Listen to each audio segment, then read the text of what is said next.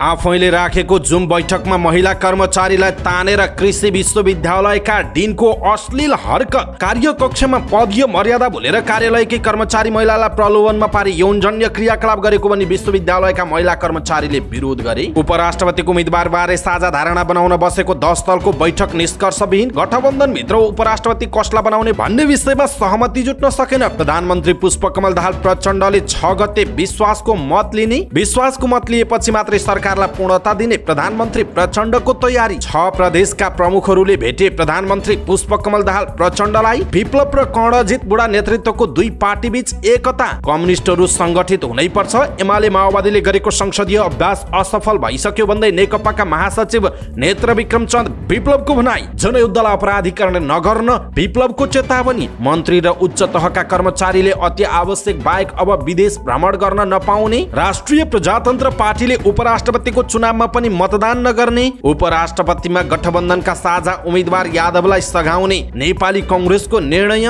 गठबन्धनमा भागभण्डाबारे शेखर कोइराला भन्छन्, देउबा र प्रचण्डजीमा सबैलाई मिलाउने कला छ। कांग्रेस प्रचण्ड नेतृत्वको सरकार ढालेर आफ्नो बनाउनतिर नलाग्ने शेखर कोइरालाको भनाई। पर्यटन क्षेत्रको विकासबाट आर्थिक वृद्धि सम्भव रहेको पर्यटन मन्त्री सुदन किरातीको भनाई। स्थानीय तहलाई बजार अनुगमनको अधिकार दिए पनि कार्यान्वयन गर्न नदिएको काठमाडौँ महानगरपालिकाकी उपमेयर सुनिता डङ्गोलको भनाई। 8 महिनामा काठमाडौँ महानगरपालिकाको राजस्व सङ्कलन 43% मात्रै। तनहुँ 1 मा कांग्रेसका कृष्ण सिटौला उम्मेदवार बन्ने चर्चा र गोविन्द भट्टराईको अभिव्यक्तिले कांग्रेसमा तरङ्ग। एमाले निकट अनेरा सभ्यमा विद्यार्थीका एजेन्डा नरहेको नेकपा एकीकृत समाजवादी निकट अनेरा सभ्यका अध्यक्ष सुदेश पराजुलीको भनाई। 3 तहका सरकारबीच आवश्यक समन्वय नहुँदा एकल र साझा अधिकारका विषयहरू दोहोरिएको विज्ञहरूको गुनासो। स्वच्छ ऊर्जा र जलस्रोतको विकासबाट नै नेपालको समृद्धि सम्भव रहेको मुख्य सचिव शंकरदास बैरागीको टिप्पणी। यति एयर विमान दुर्घटना जाँच आयोगको म्याद फेरि 45 दिन थपियो। 2 वर्षे श्रम स्वीकृतिको प्रावधान हट्यो। सम्झौतामा तोकिए अनुसारकै अवधिमा स्वीकृति पाइने। घटेका छैनन् सामुदायिक विद्यालयमा विद्यार्थी। रूपन्देहीको बुटवल स्थित कान्ति माध्यमिक विद्यालय मुलुककै अब्बल विद्यालयको रूपमा आफूलाई स्थापित गर्दै मलमा अनुदान कटौती गर्ने सरकारको निर्णय विरुद्ध आन्दोलनको कार्यक्रम घोषणा। पर्वतमा बालिका अपहरणका आरोपितलाई 3 वर्ष 9 महिना कैद सजाय। चलचित्र कलाकार संघको अध्यक्षमा रेजिना उप्रेती सहितको प्यानल घोषणा। अन्य पदाधिकारी को छन् यसको बारेमा पुरै जानकारी। नेपाल अन्तर्राष्ट्रिय चलचित्र महोत्सव निफको तयारी पूरा, प्रधानमन्त्री प्रचण्डले उद्घाटन गर्ने। विद्युत चुहावट 7.99% मा सीमित। सन् 2026 पछि नेपालले राष्ट्रसङ्घको एलडीसी अनुदान नपाउने। नेप्सेमा 14.44 अङ्कको गिरावट, 1 अर्ब 20 करोडको शेयर कारोबार। मध्य पूर्वमा चीनले कूटनीतिक कमान्ड बढाउँदा अमेरिकालाई धक्का। चीन जाने यात्रुलाई नयाँ नियम लागू। के छन् त चीन जाने यात्रुलाई नयाँ नियम, के चाहिन्छ कागजात, यसको बारेमा पुरै जानकारी आजको समाचारमा हेर्नुहोस्। रुसको लडाकु विमानसँग ठोकिएर अमेरिकी ड्रोन दुर्घटना। फेसबुकको मातृ कम्पनी मेटाले पुनः 10,000 कर्मचारी कटौती गर्ने। प्रवेश कटुवाल राष्ट्रिय टिमको सहायक प्रशिक्षकमा नियुक्त। आईसीसी विश्वकप क्रिकेट लिग 2 को खेलमा पपुवा न्युगिनी पीएनजी विरुद्ध यूएई को सहज जित। र समाचार पार्टी हेल्थ टिप्स अन्तर्गत आज हामी महिनावारी हुँदा देखा पर्ने स्वास्थ्य समस्याहरू के हुन् र ती स्वास्थ्य समस्यामा के गर्न सकिन्छ भन्ने विषयवस्तुमा हामी जानकारी दिनेछौँ। हामीलाई अन्तिमसम्म हेर्नुहोला। दर्शक महानुभाव नमस्कार। समाचार पार्टी.com को न्यूज बुलेटिनमा यहाँलाई हार्दिक स्वागत छ। म प्रहलाद चन्द्र घिमिरे। आज मिति विक्रमसम्म 2079 साल चैतको 2 गते बिहीबार इस्वीसम्म सन् 2023 मार्चको 16 तारिक। सदाको झैं आज पनि हामी उपस्थित भएका छौँ। आजका महत्त्वपूर्ण समाचार, ब्रेकिङ न्यूज अपडेट लगायत तपाईलाई काम लाग्ने हेर्नै पर्ने महत्त्वपूर्ण खबरहरू, देश तथा विदेशका महत्त्वपूर्ण नयाँ जानकारीहरू के छन् छोटकरीमा प्रस्तुत गर्छौँ। हामीलाई अन्तिमसम्म हेर्नुहोला। हाम्रो मेहनतका लागि यो भिडियोमा एउटा लाइक अवश्य गर्नुहोला। दर्शक महानुभाव, पलपलको न्यूज अपडेटका लागि हाम्रो च्यानललाई तपाईले अहिलेसम्म सब्स्क्राइब गर्नु भएको छैन भने कृपया सब्स्क्राइब गर्नुहोस् अनि नजिकै आउने बेल आइकनलाई क्लिक गर्नुहोला। दैनिक रूपमा हेर्नुहुन्छ भने रेगुलर भनेर लेख्नुहोला। आज पहिलो चोटि हो भने फर्स्ट टाइम भनेर लेखिदिनु होला। देशभित्र हुनुहुन्छ भने आफू रहेको गाउँ ठाउँ सहर जिल्लाको नाम लेख्नुहोला। विदेशमा हुनुहुन्छ भने कुन देशबाट हेरिरहनु भएको छ त्यो कुरा तलको कमेन्ट बक्समा कमेन्ट गर्नुहोला। आउनुहोस् दर्शक महानुभाव, आजका महत्त्वपूर्ण समाचार सुरु गरौँ। आफैले राखेको जुम बैठकमा महिला कर्मचारीलाई तानेर डिनले गरेको अश्लील हरकतको प्रसङ्गबाट। चितवनको रामपुरमा रहेको कृषि तथा वन विश्वविद्यालयको कृषि संकायका डिन जयप्रकाश दत्तले संकायको जुम बैठक चलिरहँदा सोही कार्यालयकै महिला कर्मचारीसँग अश्लील हरकत गरेको भिडियो सार्वजनिक भएको छ। मंगलबार भएको जुम बैठकमा सोही संकायका सहप्राध्यापक सन्तोष मरहट्टाले आफ्नो प्रस्तुति दिइरहँदा डिन कार्यालयको कार्यकक्षमा आफ्नै कुर्सीमा बसेर महिला कर्मचारीसँग अश्लील हरकत गरेको भिडियो सार्वजनिक भएको छ। यो समाचार नेपाल प्रेसले लेखेको छ। सार्वजनिक दुईवटा भिडियो मध्ये एउटामा कर्मचारीलाई हातले तानेर काखमा राखेको देखिन्छ भने अर्को भिडियोमा उनको संवेदनशील अङ्गमा चुम्बन गरेको देखिन्छ। कृषि संकायका 63 जना भन्दा बढी सहभागी उक्त जुम बैठकमा डिन दत्त कृषि डिन लेखिएको नामले जोडिएका थिए। उनले संवेदनशील विषयमा भइरहेको प्रस्तुतिलाई बेवास्ता गरेर अमर्यादित गतिविधिमा भुलेको भिडियोमा प्रष्ट देखिएको छ। जबकि विश्वविद्यालयकै कृषि संकाय हेर्ने डिन उच्च निकाय हो भनेर नेपाल प्रेसले यो समाचार लेखेको छ र आफ्नो युट्युब च्यानलमा पनि उसले उक्त भिडियो राखेको छ। आफ्नै कार्यकक्षमा पदीय मर्यादा भुलेर कार्यालयकै कर्मचारी महिलालाई प्रलोभनमा पारी यौनजन्य क्रियाकलाप गरेको भनेर विश्वविद्यालयका महिला कर्मचारीहरूले विरोध गरेका छन्। उनीहरूले आफूहरू समेत असुरक्षित भएको भन्दै डिन दत्तलाई तत्काल बर्खास्त गर्न अनुरोध गरे पनि विश्वविद्यालय नेतृत्वले भनी बेवास्ता गरेको छ। उक्त जुम बैठक डिन दत्तले नै राखेका थिए। डिनले नै व्यावसायिक सिकाइ अनुभव के कसरी गर्ने भनेर सिकाउने ओरिएन्टेसन कार्यक्रम थियो। त्यहाँ 2 जना शिक्षक बाहेक सबै विद्यार्थी थिए। जुम मिटिङमा सहभागीहरू मध्ये डिन दत्त बाहेक अन्य 65 जनाकै भिडियो म्युट थियो। उनीहरूको भिडियो देखिएको छैन, तर डिनको जुम भिडियो अन थियो। भिडियोमा मंगलबार भएको सोही संकायका सहप्राध्यापक सन्तोष मरहट्टाले जुममा आफ्ना भनाइहरू राखिरहेका थिए, तर डिन दत्तले भने जुम मिटिङतर्फ ध्यान दिएको देखिँदैन। प्राप्त भिडियो हेर्दा उनी जुम मिटिङ भइराखेको छ भन्नेमा अनभिज्ञ देखिन्छन् वा आफैले जुम मिटिङको भिडियो अन गरेर बेवास्ता गरेका हुन्। उनले जबरजस्ती महिलालाई तानेर काखमा राख्छन्। महिला टाढिन खोजे पनि डिनले जबरजस्ती तानेर चुम्बन गरेको भिडियोमा देखिएको छ। त्यसो त यस घटनाको विषयलाई बुझ्न विश्वविद्यालयका उपकुलपति पुण्य रेग्मीलाई बारम्बार सम्पर्क गर्ने कोसिस गरेको, तर उनले आफ्नो मोबाइल नै अफ गरेर सम्पर्कविहीन भएका छन् भनेर नेपाल प्रेसले भनेको छ। स्रोतका अनुसार डिनको घटना बाहिरिएसँगै उनी मोबाइल अफ गरेर बसेका छन्। यस्तै डिन दत्तले पनि मोबाइल अफ गरेका छन् भन्दै नेपाल प्रेसमा यो समाचार छ। यसअघि सम्पर्क हुँदा रेग्मीले आफू महत्त्वपूर्ण बैठकमा व्यस्त रहेको भनी कार्यालयमा डिन दत्तले गरेको यौनजन्य क्रियाकलापबारे प्रतिक्रिया दिन इन्कार गरेका थिए। दर्शक महानुभाव, आफैले राखेको जुम बैठकमा महिला कर्मचारीलाई तानेर कृषि विश्वविद्यालयका डिनको जुन खालको अश्लील हरकत सार्वजनिक भएको छ, यसप्रति तपाईँ के भन्नुहुन्छ? आफ्नो भनाइ तलको कमेन्ट बक्समा कमेन्ट गर्नुहोला।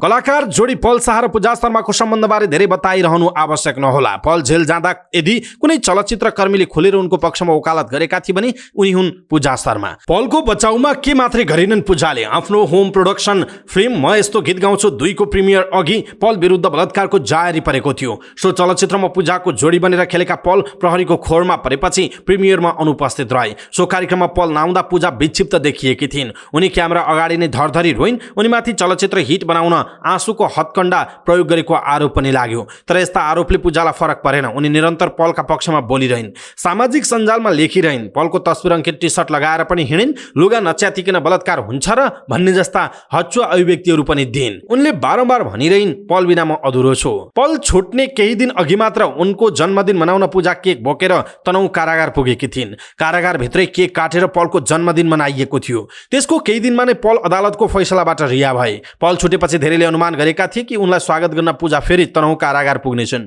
अदालतको फैसला आएपछि पूजाले सामाजिक सञ्जालमा सानो स्टाटस लेखेर खुसी व्यक्त गरेकी छिन्, तर उनी पललाई स्वागत गर्न भने गएनन्। काठमाडौँको त्रिभुवन विमानस्थलमा पलको स्वागतमा समर्थकहरूको ठूलो भिड जम्मा भएको थियो, तर पूजा त्यो भिडमा पनि देखिएनन्। निकटस्थका अनुसार जेलबाट छुटिएता पूजाले पललाई भेटेकी पनि छैनन्, न त सामाजिक सञ्जालमा नै पलका विषयमा कुनै पोस्ट गरेकी छिन्। आखिर किन त? यसको विश्वासिलो कारण पत्ता लागेको छैन, तर निकटस्थका अनुसार पूजालाई पलले भाउ नदिएपछि उनी असन्तुष्ट बनेकी हुन्। जेलबाट छुटेपछि पल आफ्नो भेट्न आउने पूजाको अपेक्षा थियो, तर पल आफ्नै संसारमा रमाउन थालेका छन्। पहिलेभन्दा फरक तरिकाले करियर अगाडि बढाउन खोजेका पलले पूजासँग पहिलाको जस्तो खुल्ला घनिष्ठता कायम राख्न नचाहेको बताइन्छ। विगतमा नेपाली चलचित्र क्षेत्रमा प्लेबोयको रूपमा चित्रित गरिन्थे पल। निकटस्थका अनुसार अब उनी आफ्नै यो छवि मेट्ने प्रयासमा हुनेछन् भनेर नेपाल प्रेसले यो समाचार लेखेको छ। यता पूजाले भने पलले भाउ नदिएपछि चिडिएको बताइएको छ। त्यसो त उनले पल शाहले फुलमाला लगाएर आएको मन नपरेर भेट्न नगएको समेत बताउने गरेकी छिन्। तर त्यो उनको बहाना मात्रै भएको निकटस्थहरूको भनाइरहेको छ। दर्शक महानुभाव, नेपाल प्रेसले लेखेको यो समाचार तपाईँलाई कस्तो लाग्यो? पल शाहले साँच्चै भाउ नदिएपछि पूजा शर्मा रिसाएकी होलान्, अथवा सधैँभरि पलको प्रशंसा गर्ने र पलको विषयमा बोलिरहने पूजा शर्मा जेलबाट छुटे पछाडि किन भेट्न गइनन् होला त? यसको बारेमा तपाईँलाई के लाग्छ? आफ्नो धारणा तलको कमेन्ट बक्समा कमेन्ट गर्नुहोला। उपराष्ट्रपतिको उम्मेदवारबारे साझा धारणा बनाउन बसेको 10 दलको बैठक निष्कर्षविहीन भएको छ। उपराष्ट्रपतिमा सत्तारूढ गठबन्धनका 10 दलबाट 2 जना उम्मेदवार छन्। जनता समाजवादी पार्टी जसपाका रामसहाय प्रसाद यादव र जनमत पार्टीकी ममता झा उम्मेदवार रहेका छन्। साझा उम्मेदवार तय गर्न प्रधानमन्त्रीको सरकारी निवास बालुवाटारमा 10 दलको बैठक बसेको थियो। बैठकमा एउटै उम्मेदवार बनाउने विषयमा छलफल भए पनि कुनै सहमति हुन सकेन। बैठकपछि माओवादी केन्द्रका उपमहासचिव शक्ति बस्नेतले भन्नुभयो, सकारात्मक छलफल भयो, फेरि बैठक बसेर एउटा धारणा बनाउने कुरा भएको छ, उहाँको भनाइरहेको छ। प्रधानमन्त्री पुष्पकमल दाहाल प्रचण्डले चैतको 6 गते विश्वासको मत लिने हुनु भएको छ। प्रधानमन्त्रीले पार्टीका सांसद र मन्त्रीलाई त्यस दिन कतै कार्यक्रम नपार्न समेत निर्देशन दिइसकेको निकट स्रोतले बताएको छ। कांग्रेस नेतृत्वमा नयाँ गठबन्धन बनेसँगै प्रचण्ड सरकारबाट एमाले, रासोपा र राप्रपा बाहिरिएका छन्। एमाले र राप्रपाले भने प्रधानमन्त्री माथिको समर्थन फिर्ता लिए पनि रासोपाले कायमै राखेको छ। विश्वासको मत लिएपछि मन्त्रीमण्डल विस्तार गरिने पनि बताइएको छ। यसैबीच प्रधानमन्त्रीले विश्वासको मत लिएपछि मात्रै सरकारले पूर्णता पाउने कांग्रेसका प्रवक्ता प्रकाश शरण महतले बताउनुभयो। पार्टी कार्यालय सानेपामा बसेको केन्द्रीय कार्य सम्पादन समितिको बैठकपछि उहाँले विश्वासको मत लिइसकेपछि सरकारमा जानेबारे छलफल अगाडि बढ्ने, चैतको 6-7 गतेतिर विश्वासको मत लिने कुरा छ। त्यस विषयमा प्रधानमन्त्रीज्यूले नै निर्णय गर्नुहोला, उहाँको भनाइरहेको छ। उहाँले आफ्नो पार्टीबाट कसको नेतृत्वमा कति मन्त्रालय लिएर सरकारमा सहभागी हुने भन्ने विषय चाहिँ नटुङ्गिएको बताउनुभयो। यसैबीच प्रधानमन्त्री पुष्पकमल दाहाल प्रचण्डसँग विभिन्न 6 प्रदेशका प्रमुखहरूले भेटवार्ता गरेका छन्। प्रधानमन्त्री निवास बालुवाटारमा भएको भेटमा उनीहरूबीच प्रदेशको अवस्थाका बारेमा छलफल भएको प्रधानमन्त्रीको कार्यालयले जनाएको छ। प्रधानमन्त्री दाहाललाई भेट गर्न 6वटा प्रदेशका प्रदेश प्रमुख बालुवाटार पुग्नु भएको थियो। प्रधानमन्त्रीसँग कोशी, मधेस, बागमती, गण्डकी, लुम्बिनी र कर्णाली प्रदेशका प्रमुखले भेट गरेको जनाइएको छ। नेकपाका महासचिव नेत्र विक्रम चन्द विप्लवले परिवर्तनकारी अग्रगामी कम्युनिस्ट पार्टीहरूको एकता प्रक्रियाको थालनी भएको बताउनुभयो। नेकपा माओवादी समाजवादीसँग पार्टी एकता कार्यक्रमलाई सम्बोधन गर्दै उहाँले भन्नुभयो, यो सुखद सुरुवात हो। हामीले यहाँबाट सुरु गरेका छौँ, यो नै पुरा होइन। हामीले आज सुरु गरेका छौँ। हरेक क्षेत्रमा एउटा सङ्गठन र विघटन आउँछ। नेपालको कम्युनिस्ट आन्दोलन विघटनको उत्कर्षमा पुग्यो। आजबाट हामीले सङ्गठनको प्रक्रिया सुरु गर्दैछौँ, उहाँको भनाइ छ। उहाँले जनताको नेतृत्व गर्ने असल कम्युनिस्ट पार्टी निर्माण गर्नुपर्ने बताउनुभयो। आजबाट एउटा छलफल जरुर सुरु हुन्छ। सबै कम्युनिस्ट पार्टीहरूमा हामी अपेक्षा गर्छौँ संशोधनवादी जे भने पनि संसदबाटै हुन्छ भनेर एमाले र माओवादीले अभ्यास गरिरहेको छ। उहाँले भन्नुभयो, त्यहाँको नयाँ पिँढीमा एउटा बहस हुनैपर्छ। यति लामो अभ्यास संसदको गोलचक्करमा हराउने राजनीति र कम्युनिस्ट आन्दोलनले जनताको चाहनाको नेतृत्व गर्दैन, उहाँको भनाइरहेको छ। सरकारले मन्त्री र उच्च पदस्थ सरकारी कर्मचारीले अति आवश्यक बाहेक विदेश भ्रमण नगर्ने निर्णय गरेको छ। मङ्गलबार साँझ बसेको मन्त्री परिषद बैठकले अति आवश्यक अवस्थामा बाहेक मन्त्री र उच्च पदस्थ कर्मचारीले विदेश भ्रमण नगर्ने निर्णय गरेको सरकारका प्रवक्ता सञ्चार तथा सूचना प्रविधि मन्त्री रेखा शर्माले जानकारी दिनुभएको छ। राष्ट्रिय प्रजातन्त्र पार्टी राप्रपाले उपराष्ट्रपति चुनावमा पनि तटस्थ बस्ने निर्णय गरेको छ। यसअघि राष्ट्रपति चुनावमा पनि कसैलाई मत नदिएको राप्रपाले शुक्रबार हुने उपराष्ट्रपति चुनावमा पनि मतदान नगर्ने भएको हो। पार्टीको केन्द्रीय कार्यालय धुमबाराहीमा बसेको केन्द्रीय कार्य सम्पादन समितिको बैठकपछि विज्ञप्ति निकालेर राप्रपाले मतदान नगर्ने जानकारी गराएको छ। उपराष्ट्रपति चुनावमा 4 जना उम्मेदवार छन्। नेपाली कांग्रेस, नेकपा माओवादी केन्द्र र एकीकृत समाजवादीले जनता समाजवादीका उम्मेदवार रामसहाय प्रसाद यादवलाई सघाउने बताइसकेका छन्। एमाले उपाध्यक्ष अष्टलक्ष्मी साक्यलाई उम्मेदवार बनाएको छ। जनमत पार्टीकी उम्मेदवार ममता झालाई लोसपा र नागरिक उन्मुक्तिले सघाउने निर्णय गरेका छन्। जसपाकी प्रमिला कुमारी यादवले यसअघि नै विज्ञप्ति निकालेर आफ्नो उम्मेदवारी निष्क्रिय भएको जानकारी गराउनु भएको छ। राप्रपाबाट प्रतिनिधि सभामा 14 र प्रदेश सभामा 28 जना सांसद रहेका छन्। नेपाली कांग्रेसले उपराष्ट्रपति पदको निर्वाचनमा जनता समाजवादी पार्टी नेपालबाट उम्मेदवार रामसहाय प्रसाद यादवलाई समर्थन गर्ने निर्णय गरेको छ। पार्टी केन्द्रीय कार्यालय सानेपामा बसेको पार्टीको केन्द्रीय कार्य सम्पादन समितिको बैठकले यस्तो निर्णय गरेको हो। बैठकले नेपालको संविधानको धारा 67, धारा 69 र धारा 70 बमोजिम संघीय लोकतान्त्रिक गणतन्त्र नेपालको उपराष्ट्रपति पदको निर्वाचनमा गठबन्धन दलहरूका तर्फबाट साझा उम्मेदवार रहनुभएका जनता समाजवादी पार्टी नेपालको केन्द्रीय कार्यकारिणी समितिका सदस्य रामसहाय प्रसाद यादवलाई समर्थन गर्ने निर्णय गरेको भएको पार्टीका प्रवक्ता डाक्टर प्रकाश शरण महतले बताउनुभयो। उहाँले संघीय संसदका सदस्य एवं प्रदेश सभाका सदस्यहरूलाई उपराष्ट्रपति पदका उम्मेद्वार रामसहाय प्रसाद यादवको पक्षमा समर्थन गर्न निर्देशन दिने निर्णय गरेको बताउनुभयो। उहाँले 2080 वैशाख 10 गते हुने चितवन क्षेत्र नम्बर 2 को निर्वाचन क्षेत्र लगायत उपनिर्वाचन हुने अन्य प्रतिनिधि सभा सदस्य तर्फको प्रत्यक्षतर्फको उम्मेदवारीका लागि पार्टी विधानको धारा 32(8) बमोजिम क ख ग बमोजिमको प्रक्रिया पुर्याई उम्मेदवारको नाम प्रस्ताव र सिफारिस गर्नका लागि पार्टीका सम्बन्धित निकायलाई उपयुक्त समयमा निर्देशन गर्ने निर्णय भएको पनि बताउनुभयो। प्रवक्ता महरले सरकारमा जाने कुरा बैठकमा छलफल नभएको र प्रधानमन्त्रीले 7 गतेसम्म विश्वासको मत लिएपछि मात्रै सरकार विस्तार हुने बताउनु भएको छ। नेपाली कांग्रेसका नेता डाक्टर शेखर कोइरालाले प्रचण्ड नेतृत्वको सरकार ढालेर कांग्रेस बीचमै आफ्नो नेतृत्वको सरकार बनाउने खेलमा नलाग्ने बताउनु भएको छ। पार्टी कार्यालय सानेपामा बसेको कार्य सम्पादन समितिको बैठकपछि एमाले नेताहरूले भन्ने कुराको पछि लाग्न नहुने उहाँले बताउनुभयो। 10 दलीय गठबन्धनमा सरकारमा भागवण्डा मिलाउन त गाह्रो होला, कसरी मिलाउनुहुन्छ भन्ने सञ्चारकर्मीको प्रश्नमा उहाँले भन्नुभयो त्यो कला हो, हाम्रो सभापति जीमा पनि त्यो कला छ, त्यही भएर अहिलेसम्म टिकिराख्नु भएको छ र प्रधानमन्त्री जीमा पनि त्यो कला छ, कलाले गर्दा नै हुने नहो, सबै दलहरूमा गिभ एन्ड टेक हुन्छ उहाँको भनाइ छ।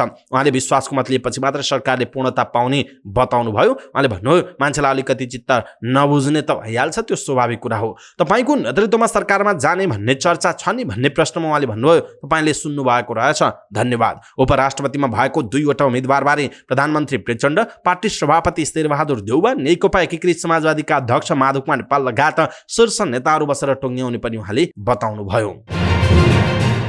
संस्कृति पर्यटन तथा नागरिक उड्डयन मन्त्री सुदन किरातीले पर्यटन उद्योग बिस्तारै लयमा फर्किएको बताउनुभयो।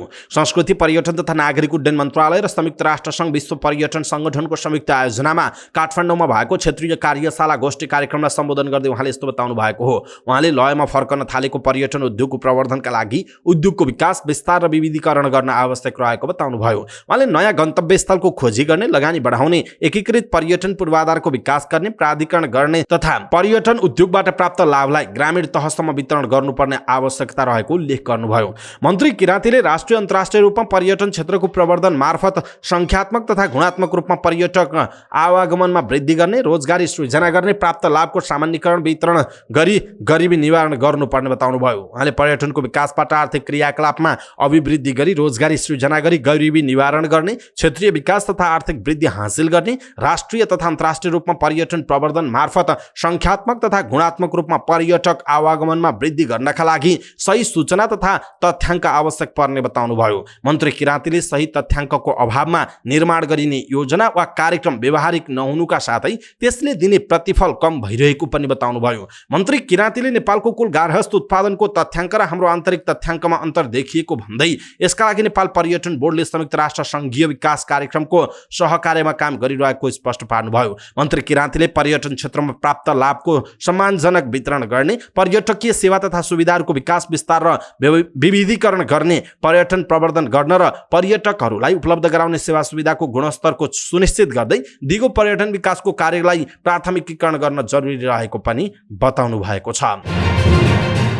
काठमाडौँ महानगरपालिकाकी कार्यवाहक मेयर सुनिता डङ्गोलले स्थानीय सरकारलाई ऐनमा बजार अनुगमनको अधिकार दिए पनि कार्यान्वयन गर्नलाई हात बाँधिदिएको गुनासो गर्नुभयो। विश्व उपभोक्ता अधिकार दिवसको अवसरमा काठमाडौँमा आयोजना भएको मूल समारोह कार्यक्रममा बोल्दै उपप्रमुख डङ्गोलले ऐनमा स्थानीय तहलाई बजार अनुगमनको अधिकार दिए पनि कार्यान्वयन गर्ने अधिकार खोसिदिएको गुनासो गर्नुभयो। उहाँले बजार अनुगमनको अधिकार मात्र नभएर कार्यान्वयन गर्नका लागि आवश्यक कानुन बनाउनु पर्ने बताउनुभयो। उहाँले काठमाडौँ महानगरले आफ्नो काम कर्तव्य अधिकार र उपप्रमुखको प्रमुख अधिकारमा बजार अनुगमनलाई राखी तीव्र गतिमा सञ्चालन गर्ने काम गरिरहेको बताउनुभयो। उहाँले स्थानीय तहलाई कार्यान्वयन गर्न कानुन नभएकाले महानगरले अनुगमन गर्दा विभिन्न समस्याहरू झेल्नु परेको बताउनुभयो। उहाँले स्थानीय तहको अधिकार क्षेत्रमा महानगरले अनुगमनलाई प्रभावकारी बनाउन ऐन संशोधन गर्ने काम र अनुगमन तीव्र गतिमा अगाडि बढाउनका निम्ति सङ्घ प्रदेश सरकारसँग समन्वय गरिरहेको पनि बताउनुभयो। डङ्गोलले तिनै तहमा सहकार्य समन्वय गरेर सह अस्तित्वलाई स्वीकार गर्नुपर्छ भने पनि विभिन्न काम कर्तव्यहरू दोहोरो रहेको बताउनुभयो। उहाँले दोहोरो काम कर्तव्य हुँदा पनि काम गर्न अप्ठ्यारो भएको बताउनुभयो। उहाँले उपभोक्ताहरूको हक अधिकार सुनिश्चित गर्न दोहोरो काम कर्तव्यलाई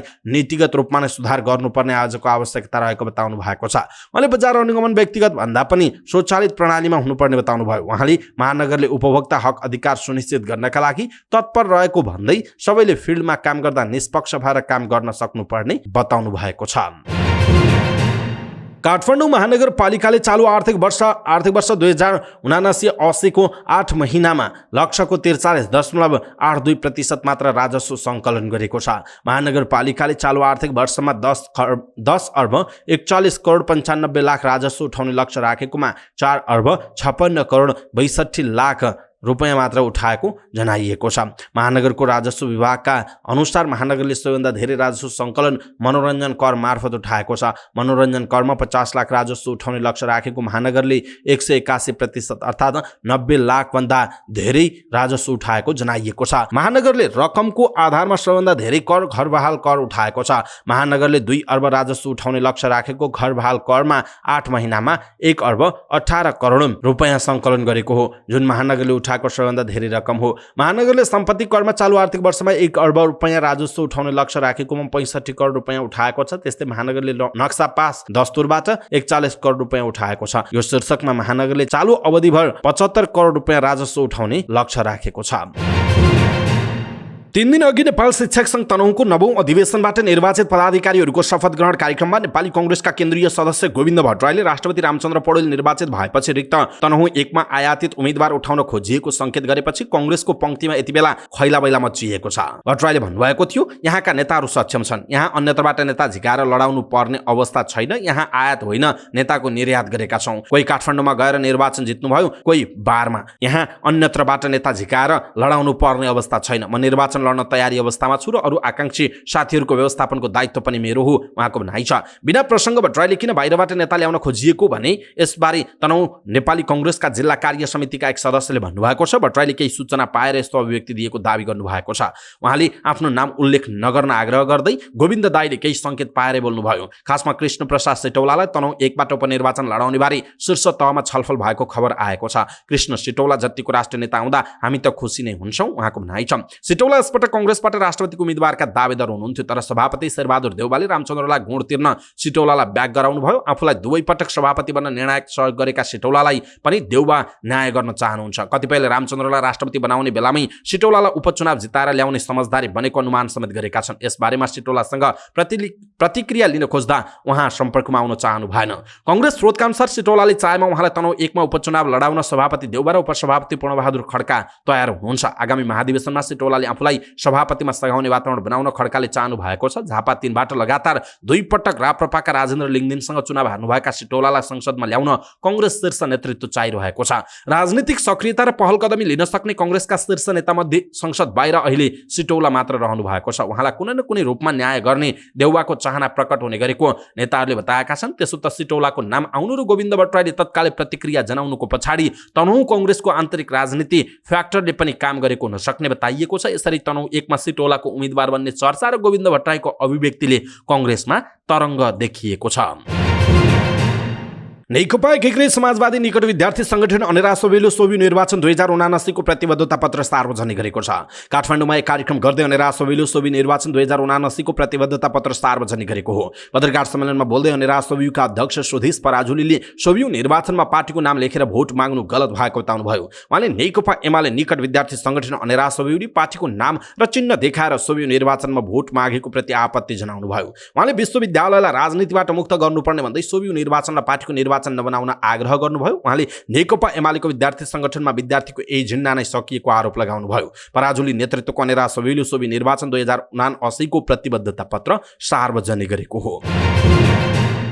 विज्ञहरूले सङ्घ प्रदेश र स्थानीय तहबीच आवश्यक समन्वय हुन नसक्दा एकल र साझा अधिकारका विषयहरू दोहोरिएको गुनासो गरेका छन्। सिंहदरबारमा बसेको राष्ट्रिय सरोकार तथा समन्वय समितिको बैठकमा सङ्घ प्रदेश र स्थानीय तह अन्तर्सम्बन्ध तथा समन्वय प्रगति, चुनौती र सम्भावनाको अध्ययन प्रतिवेदन बारे जानकारी गराउँदै विज्ञहरूले यस्तो धारणा राखेका हुन्। उनीहरूले समन्वयको अभावमा एकल अधिकार अन्तर्गत दोहोरिएका विषय तथा साझा अधिकारका विषयमा कानुन बन्न दुविधा रहेका कारण शिक्षा, स्वास्थ्य, सहकारी, निजामती, प्रहरी, लोकसेवा आयोग लगायतका कानुनहरू बन्न सकेको बताएका छन्। उनीहरूले कानुन निर्माण हुन नसक्दा विकास निर्माणका कामले पनि गति लिन नसकेको जिकिर गरेका छन्। विज्ञहरूले अध्ययनका क्रममा नदीबाट प्राप्त स्रोतको उपयोगमा विवाद आउने गरेको, सामुदायिक वन र नदीजन्य वस्तुको दुरुपयोग सम्बन्धमा स्थानीय तहको कारबाही प्रक्रियामा सङ्घले हस्तक्षेप गरेको, मन्त्रालयहरूले स्थानीय तहसँग साझेदारी गर्न नखोजेको, स्रोत साधनको बाँडफाँडमा समन्वय हुन नसकेको, सशर्त अनुदान ढिला आउने, समपूरक अनुदानमा स्थानीय तहको लगानीका आधारमा प्राप्त हुन नसकेको र सङ्घ प्रदेश र स्थानीय तहको बजेटको मात्रामा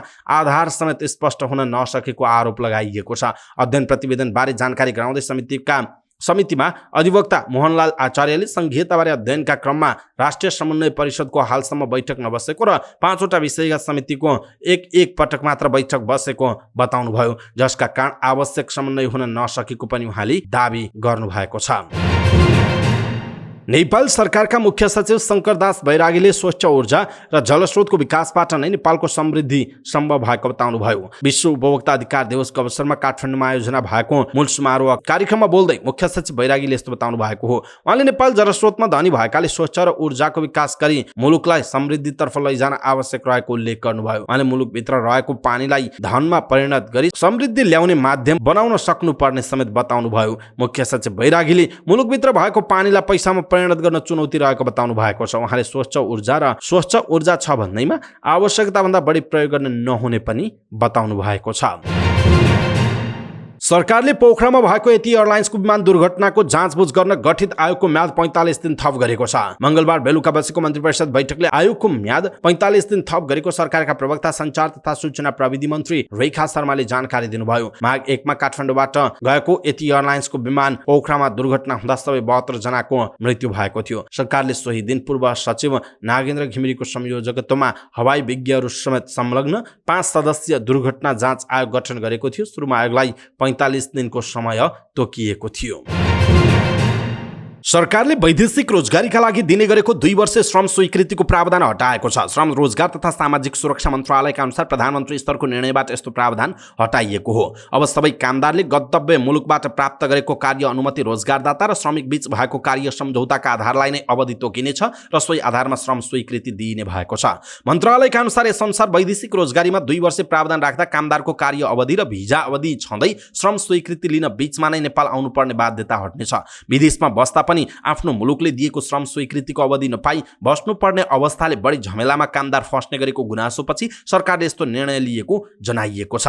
मन्त्रालयका अनुसार अब पुनः श्रम स्वीकृति लिन समेत नेपाल आउनुपर्ने छैन। पुनः श्रम स्वीकृतिको प्रावधान प्रभावकारी रूपमा कार्यान्वयनमा नआउँदा विदेशमा काम गर्ने कामदारले धेरै दुःख पाएको, पुनः श्रम स्वीकृति लिन नेपाल आउनुपर्ने भएको र पुनः श्रम स्वीकृति नभएको बेला भवितव्य परि मृत्यु भएका बेला पाउने राहत र उद्धारको सुविधा नपाएका कारण अब गन्तव्य मुलुकमा रहेको नेपाली कूटनीतिक नियोगबाट नै पुनः श्रम स्वीकृति दिन सकिने गरी निर्णय भएको समेत मन्त्रालयले जनाएको छ। यसका लागि ब्याङ्किङ र मोबाइल एपबाट नेपालका खातामा रकम जम्मा गर्न सक्ने व्यवस्था समेत मन्त्रालयले गर्न लागेको सहसचिव डुन्डुराज घिमिरेले जानकारी दिनुभएको छ। दर्शक महानुभाव, यसरी 2 वर्षे श्रम स्वीकृतिको प्रावधान हटाएको छ। यसप्रति तपाईँको धारणा के छ? आफ्नो धारणा तलको कमेन्ट बक्समा कमेन्ट गर्नुहोला। कतिपय सामुदायिक विद्यालयमा विद्यार्थीको अभाव र शिक्षाको गुणस्तरमा प्रश्न उठ्छ। निजी विद्यालयहरूसँगको प्रतिस्पर्धाका कारण सामुदायिक विद्यालयहरूलाई प्रश्न उठ्नु स्वाभाविक पनि हो। तर सबै सामुदायिक विद्यालय पनि सोचे जस्तो कमजोर छैनन्, बरु निजी विद्यालयहरूभन्दा अब्बल र निजी विद्यालयहरूसँग प्रतिस्पर्धाका लागि निम्तो दिने पनि छन्। त्यसैमध्येको एक हो रूपन्देहीको बुटवल स्थित कान्ति माध्यमिक विद्यालय। बुटवलका केही सामुदायिक विद्यालयहरूले निजी शिक्षण संस्थाको भन्दा गुणस्तरीय शिक्षा प्रदान गरिरहेको स्थानीयहरूले बताएका छन्। त्यसैले पनि सो क्षेत्रका विद्यार्थी को रोजाइमा कान्ति माध्यमिक विद्यालय पढ्ने गरेको छ। विद्यालयमा विद्यार्थीहरूको चाप बढेसँगै विद्यालयको भौतिक संरचनाहरू व्यवस्थित बनाउने काम भइरहेको विद्यालय स्रोतले बताएको छ। कान्ति माध्यमिक विद्यालयमा अहिले 5 विद्यार्थीका लागि होस्टेल सुरुवात गरेको समेत बताउनुभयो। उहाँले विद्यालयको भौतिक संरचना पूरा हुने चरणमा रहेको बताउनुभयो। उहाँले विद्यालयमा रहेका संरचनालाई पूर्ण रूपमा प्रयोगमा ल्याइएको पनि बताउनु भएको छ। नेपाली कांग्रेस र नेकपा एमाले सहितका किसान संघ संगठनहरूले मलका लागि दिँदै आएको अनुदान कटौती गर्ने निर्णय तत्काल फिर्ता लिन सरकारसँग माग गरेको छ। काठमाडौँमा संयुक्त पत्रकार सम्मेलन गरी कांग्रेस निकट नेपाल किसान महासंघ, एमाले निकट अखिल नेपाल किसान महासंघ र राष्ट्रिय प्रजातन्त्र पार्टी निकट नेपाल राष्ट्रिय प्रजातान्त्रिक किसान संगठनले सो निर्णय तत्काल फिर्ता लिन सरकारसँग माग गरेको छ। पत्रकार सम्मेलनमा सो माग तत्काल सम्बोधन गराउनका लागि दबाब स्वरूप प्रधानमन्त्री पुष्पकमल दाहाल प्रचण्डलाई ज्ञापन पत्र बुझाउने सहितका आन्दोलनको कार्यक्रम पनि घोषणा गरिएको छ। किसानहरूलाई दिँदै आएको एक मात्रै सो अनुदान अविलम्ब फिर्ता गराउनका लागि चैत 3 गते शुक्रबार प्रधानमन्त्रीलाई ज्ञापन पत्र बुझाउने, देशभरका स्थानीय स्तरमा संयुक्त किसान संघर्ष समिति निर्माण गरी धरना, जुलुस, चक्का जाम लगायतका आन्दोलनका कार्यक्रम घोषणा गर्ने निर्णय गरिएको अखिल किसान महासंघका अध्यक्ष डाक्टर प्रेम दंगालले जानकारी दिनुभएको छ। 5 वर्षीय बालिकालाई अपहरण गरेको आरोपमा मोदी गाउँपालिका 6 तिलाहार पर्वतका 34 वर्षीय होमबहादुर बस्नेतलाई जिल्ला अदालतले 3 वर्ष 9 महिना कैद सजायको फैसला गरेको छ। गएको जेठ 31 गतेका दिन बालबालिकालाई अपहरण गरेको आरोपमा मुद्दा सुनवाईसँगै जिल्ला कारागारमा पूर्वपक्षका लागि थुनामा रहेका थिए बस्नेत। उनलाई पर्वत जिल्ला अदालतमा फागुन 30 गतेको फैसलाले 3 वर्ष कैद सजायसँगै बालबालिका विरुद्धको कसुर अन्तर्गत 6 महिना र एकीकृत कसुर अन्तर्गत 3 महिनाको कैद सजायको फैसला सुनाएको जनाइएको छ।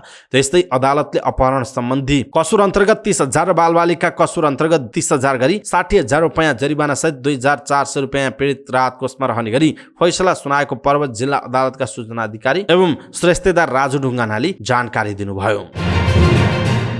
नेपाली चलचित्र कलाकार संघको अध्यक्षमा अभिनेत्री रेजिना उप्रेतीले उम्मेदवारी घोषणा गर्नुभएको छ। काठमाडौँमा पत्रकार सम्मेलन गरी उहाँले नेपाली चलचित्र कलाकार संघको अध्यक्षमा उम्मेदवारी घोषणा गर्नुभएको हो। उहाँको प्यानलमा उपाध्यक्षमा शिवहरि नेपाल बैरागी र सरिता गिरीको उम्मेदवारी रहेको छ भने महासचिवमा पनाहा अधिकारीको उम्मेदवारी रहेको छ। त्यस्तै सचिव पदमा जीवन थापा, कोषाध्यक्षमा विनोद कुमार भट्टराई उहाँको प्यानलबाट उम्मेदवार हुनुहुन्छ।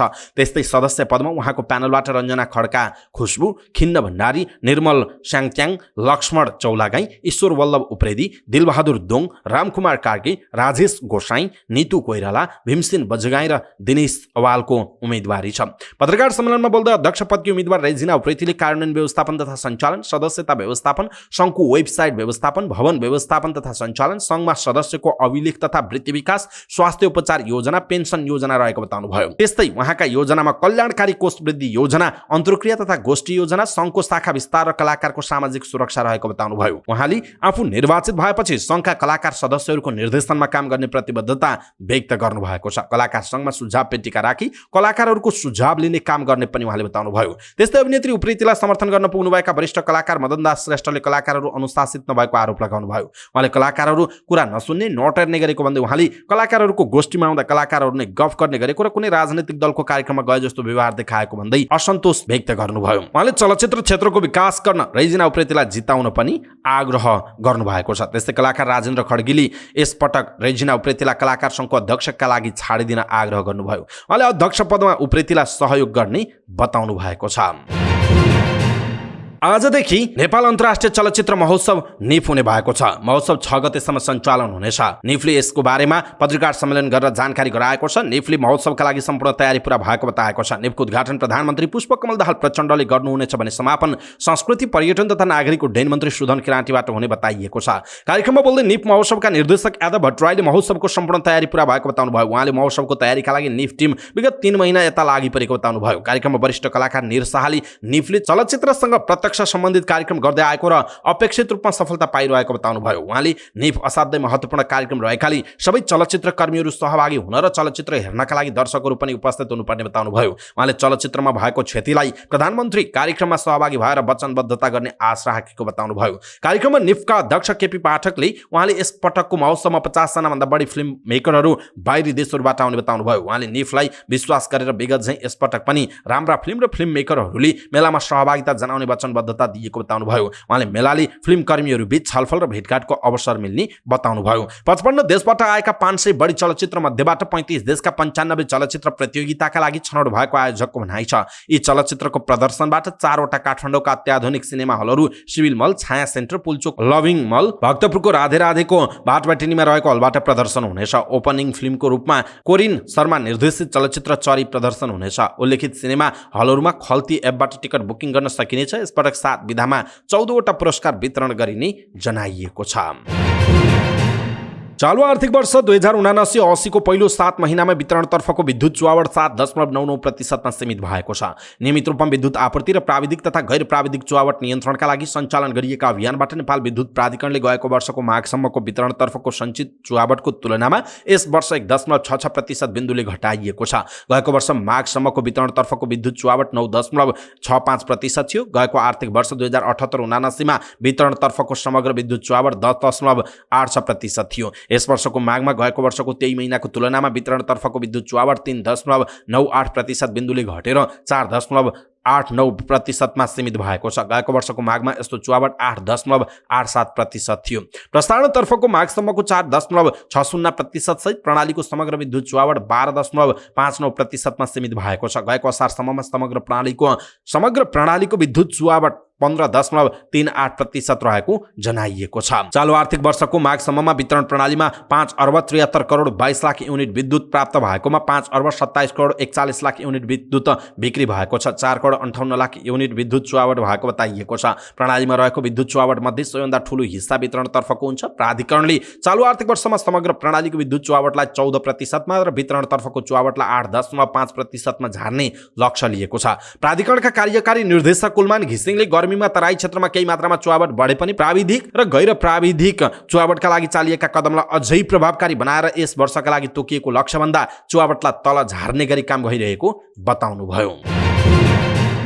सन् 2026मा नेपाल अति कम विकासशीलबाट विकासशील मुलुकमा स्तरोन्नति हुँदैछ। मुलुकको स्तर बढेसँगै अन्तर्राष्ट्रिय दाताबाट पाइने सबै खाले अनुदान रोकिने चर्चा चलिरहेको छ। तर मुलुक स्तरोन्नति भए लगत्तै वैदेशिक अनुदान स्वतः खारेज हुने प्रावधान नरहेको पूर्व अर्थमन्त्री डाक्टर युवराज खतिवडाले बताउनुभयो। नेपाल सन् 2018मै स्तरोन्नति हुन योग्य भए पनि आर्थिक सुविधा कम हुने भएकाले नेपालकै आग्रहमा पछि धकेलिएको पूर्व अर्थमन्त्री डाक्टर खतिवडाले बताउनुभयो। उहाँले भन्नुभयो स्तरोन्नति भए पनि पाउँदै आएको अनुदान स्वतः खारेज हुने व्यवस्था छैन। स्तरोन्नति पछि अनुदान कटौती हुन सक्छ, तर ऋण दिने र लिने तथा वैदेशिक लगानी ल्याउने विश्वासको आचरण भन्ने छ उहाँको भनाइ छ। डाक्टर खतिवडा अब विभिन्न बहाना बनाएर स्तरोन्नतिबाट पछाडि हट्नुपर्ने कारण नभएको बताउनुभयो। देशमा विश्वास बन्नुभन्दा ठूलो उपलब्धि के हुन सक्छ उहाँले प्रश्न गर्नुभयो। राष्ट्रिय योजना आयोगका पूर्व उपाध्यक्ष डाक्टर पुष्प कणेलले पनि मुलुकको स्तरोन्नति भएसँगै संयुक्त राष्ट्रसङ्घ अन्तर्गतका एजेन्सीहरूले दिँदै आएको अनुदान रोकिने बताउनुहुन्छ। युएन एजेन्सी अन्तर्गतका UNDP, युनिसेफ, खाद्य संगठन लगायतले दिने अनुदान भने रोकिनेछ। उहाँले भन्नुभयो IMF, वर्ल्ड बैंक र छिमेकी राष्ट्रहरूले दिने अनुदान भने रोकिने छैन उहाँको भनाइ छ। अर्थ सचिव त्वयम रायले समेत मंगलबार भएको एउटा कार्यक्रममा सन् 2026मा देश स्तरोन्नति हुने भएपछि दाताहरूले दिँदै आएको केही अनुदान रोकिने बताउनु भएको थियो। साताको सुरुवाती 2 कारोबारको दिन घटेर मंगलबार एकल अङ्कको सामान्य वृद्धि भएको नेप्से बुधबार पुनः ओह्रालो लागेको छ। साताको चौथो कारोबारको दिन बुधबार बजार परिसूचक नेप्से 14.44 अङ्कले गिरावट हुँदा 1938.62 अङ्कमा बन्द भएको छ। व्यापार बाहेक सबै उपसूचकमा गिरावट हुँदा नेप्से 0.74% गिरावट भएको छ। लघुवित्त उपसूचक सर्वाधिक 1.86% गिरावट हुँदा बजारलाई लिड गर्ने बैंकिङ उपसूचक पनि 0.78% गिरावट भएको जनाइएको छ। नेप्सेमा गिरावट भए पनि मंगलबारको तुलनामा बुधबार कारोबार रकम केही वृद्धि भएको छ। मंगलबार करिब 1 अर्ब 14 करोडको कारोबार भएको थियो। बुधबार नेप्सेमा 25,491 वटा कारोबारमा 37,16,684 किता सूचीकृत धितोपत्र बिक्री खरिद बिक्री हुँदा 1 अर्ब 20 करोड 21 लाख रुपैयाँको कारोबार भएको जनाइएको छ। जसमध्ये NIC एसिया बैंकको सर्वाधिक 120 करोड 35 लाखको कारोबार हुँदा सानीमा माई हाइड्रोपावरको 7 करोड 16 लाख रुपैयाँ र नबिल बैंकको 4 करोड 29 लाखको कारोबार भएको जनाइएको छ। बुधबार बजारमा कुल 214 कम्पनीको शेयर कारोबार हुँदा 149 कम्पनीको शेयर मूल्यमा गिरावट भएको छ। त्यस्तै 51 कम्पनीको शेयर मूल्यमा वृद्धि हुँदा 14 कम्पनीको शेयर मूल्य स्थिर छ। जसमध्ये युनिक नेपाल लघुवित्त र शुभम पावरको शेयर मूल्य 9.99% ले वृद्धि भएर सकारात्मक सर्किट मूल्यमा बन्द हुँदा बिन्दुवासिनी हाइड्रोपावरको शेयर मूल्य 6.42% ले वृद्धि भएको छ। यता किसान लघुवित्तको शेयर मूल्य सर्वाधिक 5.9% ले गिरावट हुँदा बारो हाइड्रोपावरको शेयर मूल्य 5.22% र स्वरोजगार लघुवित्तको शेयर मूल्य 3.98% ले गिरावट भएको जनाइएको छ। मध्यपूर्वमा गत साता एक प्रकारको शान्ति सम्झौता भयो। यो शान्ति सम्झौता इजरायल र अरब बीच नभएर साउदी अरेबिया र इरान बीच भएको थियो। 1 दशकदेखि एक अर्काको घाँटी निमोट्ने प्रयत्नमा रहेका यिनीहरूलाई चीनले मिलायो। इरान र अरब बीच चीनले गराएको मिल्ती यति बेला शक्ति राष्ट्रहरूमा बहसको विषय भइरहेको छ। वर्षौंदेखि मध्यपूर्वमा कूटनीतिक नेतृत्व गरिरहेका शक्तिहरूले अहिले अपमान महसुस गरिरहेका छन्। शताब्दीकै 1/3 समयभर मध्यपूर्वमा अमेरिकीले राज गरेको थियो। अहिले चीनको मध्यस्थता पनि अमेरिका किनाराकृत झैं भएको जनाइएको छ। वर्षौंदेखि यस क्षेत्रमा सामान्य भूमिका निर्वाह गरिरहेको चीन एकाएक केन्द्रमा आएको तेहरानलाई साउदी विरुद्ध उचालिएको इजरायललाई दुई मुलुकको मिल्ती सबैभन्दा टाउको दुखाइ बनेको उल्लेख छ। इरान र साउदीलाई मिलाउने यो सम्झौता निकै ठूलो रहेको अमी हर्थन बताउँछन्। उनी मध्यपूर्वमा लोकतन्त्रका सवालमा काम गर्ने गैर नाफामूलक संस्थाका निर्देशक हुन्। हर्थनका अनुसार चीनले दुई मुलुकको मिल्तीलाई गराएर कूटनीतिक रूपमा प्रतिष्ठित उपलब्धि हासिल पारेको जनाइएको छ। चीनको यो कदमले मध्यपूर्वमा अमेरिकाले आर्जन गर्न सक्ने प्रतिष्ठा र सम्मानलाई किनाराकृत गरेको जनाइएको छ। चीनले धेरै मुलुकमा लागेको यात्रा प्रतिबन्धहरू हटाएको छ, जसका कारण चिनिया नागरिक घुमफिरमा निस्किन वा अन्य मुलुकका नागरिक चीन जान सहज भएको छ। यससँगै नेपालबाट चीन जाने यात्रुले केही तोकिएका कागजात पनि अनिवार्य बोक्नुपर्ने भएको छ। नेपालबाट चीनमा नियमित उडान गरिरहेको हिमालय एयरलाइन्सका अनुसार चीन जाने सबै यात्रुले कोभिड-19 को लागि बोर्डिङ अघि 48 घण्टाभित्रको न्युक्लिक एसिड टेस्ट वा एन्टिजेन ऱ्यापिड टेस्ट एआरटी वा एआरटी घरेलु परीक्षण गर्नुपर्ने भएको छ। टेस्टको नतिजा आएमा मात्र चीनमा यात्रा गर्न सकिनेछ। नतिजा पोजिटिभ आयो भने चाहिँ कोभिड-19 को रिपोर्ट नेगेटिभ आएपछि मात्र यात्रा गर्न सकिने कम्पनीले जनाएको छ। यात्रुले आफ्नो नेगेटिभ परीक्षण परिणाम चिनिया कस्टमलाई जानकारी गराउनुपर्छ। यसका लागि भने www.htdecl.chinaport.gov.cn मा रहेको WeChat मिनी प्रोग्राम वा चाइना कस्टम एप मार्फत हेल्थ डिक्लेरेसन फारम भरेर जानकारी गराउनु पर्ने भएको छ। यात्रुले एयरपोर्ट चेक इन पछि हेल्थ डिक्लेरेसन कोड अप्लाई गर्नुपर्ने समेत एयरलाइन्सले जनाएको छ। रुसको एक लडाकु विमानसँग अमेरिकाको ड्रोन ठोकिएर दुर्घटना भएको अमेरिका अधिकारीहरूले दाबी गरेका छन्। युक्रेन युद्धको विषयलाई लिएर अमेरिका र रुस बीच तनाव बढिरहेका बेला भएको यो दुर्घटनापछि दुवै देशका सेना सतर्क अवस्थामा रहेको बीबीसीले जनाएको छ। मंगलबार रुसको SU-27 लडाकु विमान र अमेरिकाको मानवरहित ड्रोन आकाशमा उडिरहेका थिए। त्यही क्रममा अमेरिकी ड्रोन ब्ल्याक सीमा खसेर पूर्ण रूपमा क्षतिग्रस्त भएको अमेरिकी अधिकारीहरूले बताएका छन्। अमेरिकी वायुसेनाका अधिकारी जनरल जेम्स हेकरले आफ्नो ड्रोन अन्तर्राष्ट्रिय जल क्षेत्रमा नियमित उडानमा भइरहेको बेला रुसी जेट लडाकु विमान जानी अगाडि आएर ठोकिएको बताएका छन्। रुसका अधिकारीहरूले भने अमेरिकी ड्रोन आफै कालो सागरमा खसेको बताएका छन्। रुसको विमानसँग उक्त ड्रोन नठोकिएको रुसी अधिकारीहरूको दाबी रहेको छ। फेसबुकको मातृ कम्पनी मेटाले पुनः 10,000 कर्मचारी कटौती गर्ने भएको छ। गएको नोभेम्बरमा 11,000 कर्मचारीलाई कामबाट निकालेको फेसबुक सहित इन्स्टाग्राम र व्हाट्सएपको मातृ कम्पनी मेटाले पुनः 10,000 कर्मचारी कटौती गर्ने बताएको बीबीसीले जनाएको छ। मेटाले अहिले रिक्त रहेका 5,000 दरबन्दी पनि तत्काल पूर्ति नगर्ने बताएको छ। मेटाका प्रमुख कार्यकारी मार्क जुगरबर्गले कर्मचारीलाई पठाएको सूचनामा सन् 2022 मा कम्पनीको आम्दानी घटेको र अहिले स्थिति झनै खराब भएकाले कर्मचारी कटौती गर्नु परेको बताएका छन्। प्रमुख कार्यकारी जुगरबर्गले अमेरिकामा बढेको ब्याज दर, विश्वव्यापी भू राजनीतिक अस्थिरता लगायतका कारणले मेटाको आम्दानी घटेको बताएको बीबीसीले उल्लेख गरेको छ। कम्पनीको बिग्रँदो आर्थिक स्थिति अझै लामो समय रहने देखिएकाले आवश्यक तयारी थालेको उनको भनाइ छ। पछिल्लो समय अमेजन, गुगल, ट्विटर लगायतका प्रविधि कम्पनीहरूले कर्मचारी कटौती गरिरहेका छन्।